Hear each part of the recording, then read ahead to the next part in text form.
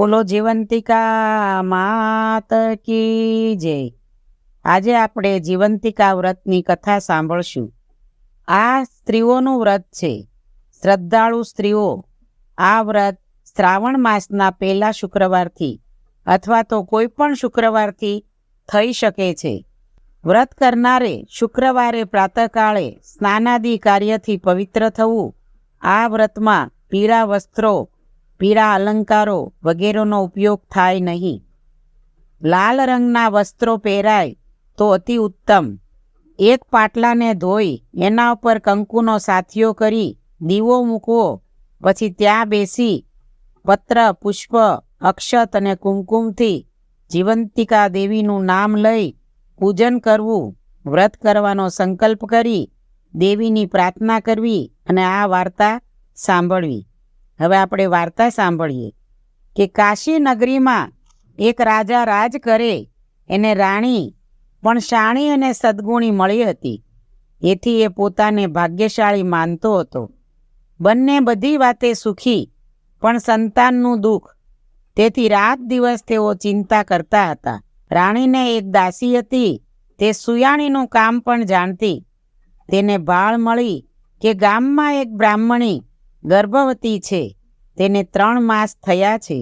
આ જાણ્યા પછી તે રાણી પાસે આવી અને રાણીને ઉદાસ બેઠેલી જોઈ કહેવા લાગી કે રાણી, તમે ઉદાસ કેમ દેખાવ છો? રાણી બોલી, મારું દુઃખ તું જાણે છે, મને બતાવ કે મારું વાંઝિયા મેણું કેવી રીતે ટળે? દાસીએ પોતાની યુક્તિ જણાવતા કહ્યું કે રાણીબા, આપણા ગામમાં પુરાણીની પદ્માને દિવસો રહ્યા છે। હાલમાં તેને 3જો મહિનો ચાલે છે। 6 મહિના બાદ એને સુવાવડ આવશે, ત્યારે તેનું બાળક હું ચૂપકીથી તમારી પાસે મૂકી જઈશ। પણ હા, તમારે આજથી એવો ડોળ કરવાનો કે તમને દિવસો રહ્યા છે અને 3જો મહિનો ચાલે છે। આમ કરવાથી પારકા સંતાનો પણ તમારા કોડ પૂરા થશે। રાણીને આ વાત ગમી ગઈ। ત્યાંથી નગરમાં આ વાત ફેલાઈ કે રાણીને દિવસો રહ્યા છે અને હાલમાં 3જો મહિનો ચાલે છે। ખરેખર ભગવાને રાજાની લાજ રાખી।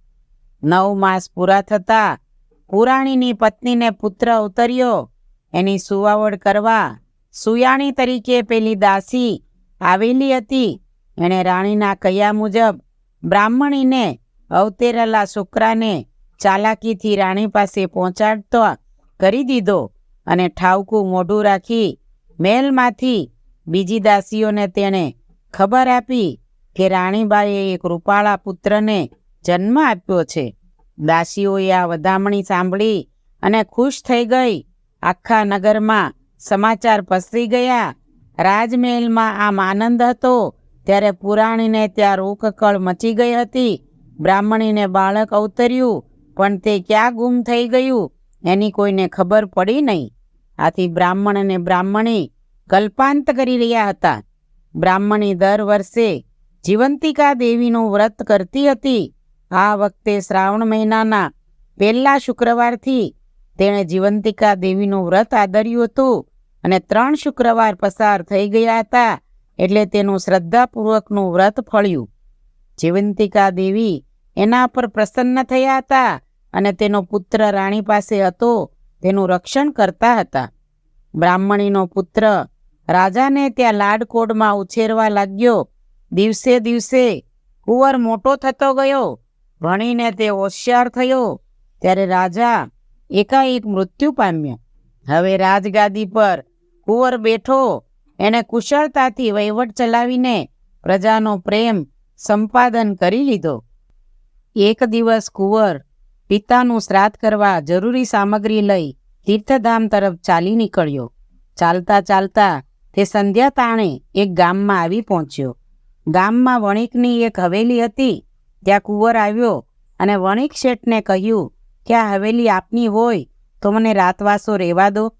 વણિકે કુંવરને આવકાર આપ્યો, એને જમાડી સૂવા માટે મુખ્ય દરવાજા આગળ ખાટલો ઢાળી આપ્યો, એના પર ગાદલું પાથરી દીધું। એટલે કુંવર આડે પડખે થયો, પણ ચાલીને ખૂબ જ થાકી ગયેલો, તેથી તેની આંખો ઘેરાવા લાગી. આ કુંવર જ્યાં જાય ત્યાં તેનું રક્ષણ જીવંતિકા દેવી કરતા હતા. અહીં પણ કુંવર સૂતો તેવા જ જીવંતિકા દેવી એના રક્ષણ કાજે એની સમીપ આવીને ઊભા રહ્યા. થોડી વારે કોઈના રડવાનો અવાજ સાંભળી કુંવર જાગી ગયો.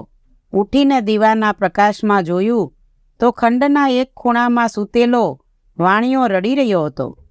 કુંવર તેની પાસે ગયો અને પૂછ્યું કે વણિક શેઠ, તમને શું દુઃખ છે કે આમ રાતના રડવા બેઠા છો? વણિકે કહ્યું કે હે મુસાફર, મારે ત્યાં જેટલા બાળક જન્મે છે એ બધા 7મે દિવસે મરી જાય છે. આ વખતે મારી પત્ની સુવાવડમાં છે, તેને રૂપાળો દીકરો ઉતર્યો છે. આજે તેની 6ઠ્ઠીનો દિવસ છે અને કાલે 7મો દિવસ ઉગતા જ દીકરો મરી જશે. આથી હું રડી રહ્યો છું. રડું નહીં તો કરું શું? કુંવરે કહ્યું, શેઠ, વિધિના લેખ પર કોઈ મેખ મારી શકતું નથી. અફસોસ ના કરો. બંને વાત કરતા બંધ થઈ ગયા. શેઠ પાછા સૂઈ ગયા અને કુંવર જાગતો પડ્યો રહ્યો. બરાબર મધરાત થઈ હશે ત્યાં વિધાતા દેવીએ હવેલીમાં પ્રવેશ કર્યો.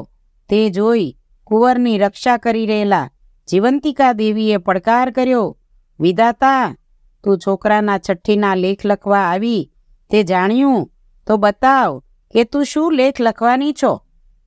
વિધાતાએ કહ્યું, એ કોઈને કહેવાય નહીં, છતાં તમે જીવંતિકા દેવી છો એટલે કહું છું કે સવાર પડતા જ છોકરો મરી જશે. આટલું લખવાનું છે.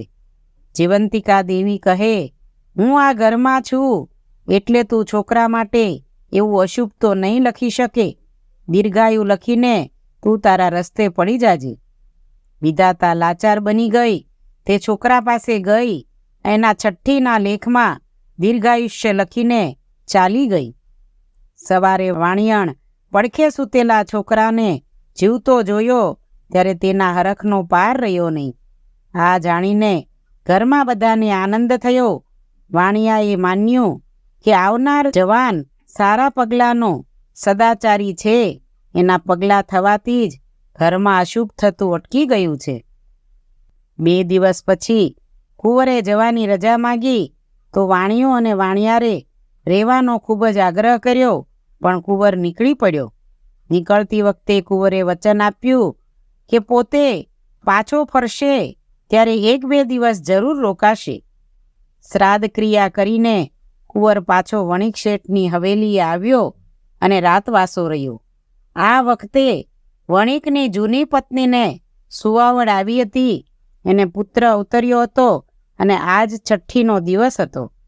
આજે પણ મધરાત થઈ એટલે જૂનીના છોકરાના 6ઠ્ઠીના લેખ લખવા વિધાતા દેવી પધાર્યા. ત્યાં તો જીવંતિકા દેવીએ પૂછ્યું કે હે વિધાતા, આજ તો કઈ સારા લેખ લખવાના છે ને? કહે તો ખરી, બાળકના 6ઠ્ઠીના લેખ કેવા છે? વિધાતા દેવી કહે, સવારના તે મરી જશે. જીવંતિકા દેવીએ પહેલાંની જેમ અટ કરી. એણે વિધાત્રી દેવીના 6ઠ્ઠીના લેખમાં દીર્ઘાયુષ્ય લખી પાછા ફર્યા અને બોલ્યા કે એક વાત પૂછવાની રહી ગઈ. બહેન, પહેલાં પણ તમે અહીં હાજર હતા અને આ વખતે પણ તમારી હાજરી છે, તો આ પધરામણીનું કારણ બતાવો. આ વખતે જ કુંવરની આંખો ઉઘડી ગઈ. પોતાના ખાટલા આગળ કોઈ વાતો કરતું હોય એવું એને લાગ્યું. હજુ પણ બંને વાતો કરી રહ્યા હતા. જીવંતિકા દેવી કહે કે બહેન, ખાટલામાં સૂતેલા કુંવરની માતા 7 વર્ષથી મારું વ્રત કરે છે. મારા વ્રતનો મહિમા શુક્રવારનો છે, એટલે દર શુક્રવારે તે મારા નામનો દીવો કરી મારી ભક્તિ કરે છે. મારા વ્રતના નિયમ મુજબ તે પીળા રંગની કોઈ વસ્તુનો ઉપયોગ કરતી નથી, પીળા રંગનું અનાજ ખાતી નથી, પીળા વસ્ત્રો પહેરતી નથી. આમ શુક્રવારે તે મારું જીવંતિકા વ્રત કરે છે. તેથી હું હંમેશા તેના પર પ્રસન્ન રહું છું. આ કુંવર તેનો જ દીકરો છે, એટલે તે જ્યાં હોય ત્યાં હું એનું રક્ષણ કરવા હાજર થઈ જાઉં છું. વિધાતા દેવી હર્ષ પામીને ચાલ્યા ગયા. સવારે વાણિયાને પડખે સૂતેલા છોકરાને જીવતો જોયો અને વાણિયાને એ વાતની ખબર પડી એટલે તેને કુંવર પાસે જઈને કહ્યું કે હે જુવાન, ખરેખર તમે મહાચમત્કારી પુરુષ છો. તમારા શુભ પગલાંથી આજે પણ મારા ઘરમાં અશુભ થયું નહીં. છોકરો જીવતો રહ્યો છે, માટે થોડા દિવસ મારે ત્યાં રોકાઈ જાઓ. એ બધો જીવંતિકા દેવીનો પ્રતાપ છે, કહી કુંવર વણિક શેઠની રજા લઈ અને ચાલી નીકળ્યો. કેટલાક દિવસો બાદ તે પોતાના રાજ્યમાં મેલે આવી પહોંચ્યો અને રાણીને જોતા જ નમન કરીને પૂછ્યું, માતાજી, આપ હાલમાં કોઈ વ્રત કરો છો? રાણી કહે, બેટા, અગાઉ મેં કોઈ વ્રત કર્યું નથી અને અત્યારે પણ કરતી નથી. કુંવર સમજી ગયો કે આ મારી સગી જનેતા નથી, મારી માતા તો જીવંતિકા વ્રત કરે છે, માટે તેને મારે ગમે ત્યાંથી શોધી કાઢવી પડશે. એવામાં પવિત્ર શ્રાવણ માસ બેઠો અને એનો પ્રથમ શુક્રવાર આવ્યો એટલે કુંવરે સવારના નગરમાં ઢંઢેરો પીટાવ્યો કે આજે મહેલ આગળ જમણવાર છે, માટે દરેક સ્ત્રીએ ખાસ પીળા વસ્ત્રો પહેરી સાંજે જમવા આવવું. સાંજ થતાં પહેલાં નગરની નારીઓ પીળા વસ્ત્રો પહેરીને મહેલ આગળ જમા થઈ. તો પણ કુંવરે પ્રધાનજી મારફત નગરમાં તપાસ કરાવડાવી કે કોઈ સ્ત્રી જમવા માટે બાકી તો રહી જતી નથી ને. તપાસમાં પ્રધાનજીને એક બ્રાહ્મણીએ એવું કહ્યું કે હું જીવંતિકા વ્રત કરું છું, તેથી શુક્રવારે પીળા રંગના વસ્ત્ર પહેરતી નથી, માટે મારાથી જમવા આવી શકાશે નહીં. કુંવરે બ્રાહ્મણીને પહેરવા ગુલાબી વસ્ત્રો મોકલ્યા એટલે તે સાડી પહેરીને બ્રાહ્મણી જમવા આવી. ત્યાં કુંવર જ હતો. મા દીકરાએ એકબીજાને જોયા, સાથે જ બ્રાહ્મણીને દીકરા પ્રત્યે હેત ઉભરાયું. એને ધાવણ ચડ્યું અને દૂધની શેર છૂટીને પાટ પર બેઠેલા કુંવરના મુખમાં પડી. આ આશ્ચર્યજનક બનાવ જોઈ સૌ સ્તબ્ધ બની ગયા. ત્યાં કુંવરે ખુલાસો કર્યો કે આ મારી જનેતા છે અને મને ઘણા વર્ષ જોતા તેને વહાલ ઉભરાયું છે. આ સાંભળી બ્રાહ્મણી બોલી કે બેટા, તારી માતા તો રાણી છે, છતાં તું મને માતા કેમ કહે છે? કુંવરે બંને દેવીઓ વચ્ચે થયેલી વાતચીત કહી સંભળાવી અને વધુ ખાતરી કરવા તે તેને રાણી પાસે લઈ જઈ બોલ્યો કે રાણીબા, સાચું કહેજો, હું તમારો સગો દીકરો છું. તમે મને પાળી પોષીને મોટો કર્યો છે. રાણીએ ખરી હકીકત કહી એટલે સર્વમાં જાહેર થઈ ગયું કે બ્રાહ્મણી એ જ કુંવરની ખરી માતા છે. આ વાતની ખબર જમવા આવેલી સ્ત્રીઓમાં પડતા તે બ્રાહ્મણી પાસે આવીને કહેવા લાગી કે ગોરાણીમાં, તમે જીવંતિકા વ્રત કરો છો તે અમારે કરવું છે, તો તે કેવી રીતે અને ક્યારે કરવું એ સર્વવિધિ જણાવો. બ્રાહ્મણીએ કહ્યું, શ્રાવણ માસના પહેલા શુક્રવારથી આ વ્રતનો આરંભ કરવાનો. જો પહેલા શુક્રવારે કોઈ કારણ અકારણ હોય તો બીજા શુક્રવારથી પણ વ્રત લેવાય. વ્રત કરનારથી પીળી વસ્તુનો ઉપયોગ થાય નહીં. વ્રત કરનારે સવારે નાહીને જીવંતિકા માતાનું નામ લઈ 5 દિવેટોવાળો દીવો પ્રગટાવી માતાજીને નમન કરવું. પછી હાથમાં ચોખા લઈ ચારે દિશાએ ઉછાળવા, જેથી પરગામ વસતા બાળકોનું જીવંતિકામાં રક્ષણ કરે. માતાના નિવેદમાં સાકરનો કંસાર કે શીરો ધરાવવાનો, એમાંથી વ્રત કરનારે એકટાણું જમવાનું અને બાકી વધે તે પ્રસાદમાં વેચી લેવું. 5, 7 કે 9 વર્ષ પૂરા કર્યા પછી આ વ્રતનું ઉજવણું કરવું. એમાં સૌભાગ્યવ્રતી સ્ત્રીઓ, કુમારિકાઓ અને બાળકોને જમાડવા. એમને ગુલાબી વસ્ત્રો આપી રાજી કરીને રવાના કરવા. બ્રાહ્મણીએ આમ વ્રતની વિધિ જણાવીને વ્રતનો મહિમા સમજાવ્યો. આથી જમવા આવેલી સ્ત્રીઓએ શ્રાવણ માસમાં જીવંતિકા દેવીનું વ્રત કરવાનો સંકલ્પ કર્યો અને બધી સ્ત્રીઓ મહિમા ગાતી ગાતી પોતપોતાને ઘેર ગઈ. હે જીવંતિકા માં, તમે જેવા બ્રાહ્મણીને ફળ્યા એવા સૌને ફળજો અને વ્રત કરનાર, આ કથા વાંચનાર અને સાંભળનારના ઘરમાં સુખ શાંતિ સ્થાપજો. બોલો જીવંતિકા માત કી જય.